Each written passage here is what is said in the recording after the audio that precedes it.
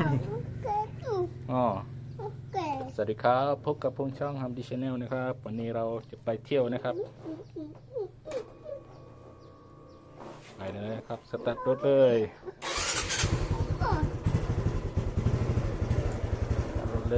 ไปเที่ยวแป๊บหนึ่งไปเที่ยวเอ้ย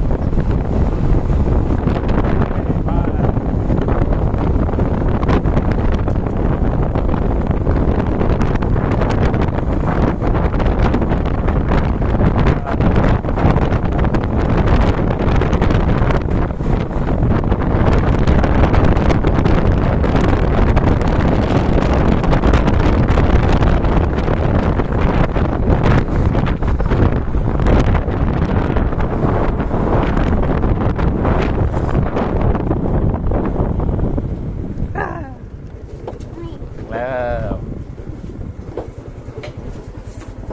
โอเคถึงแล้วขนมหน้ามูไปเอาไปดอก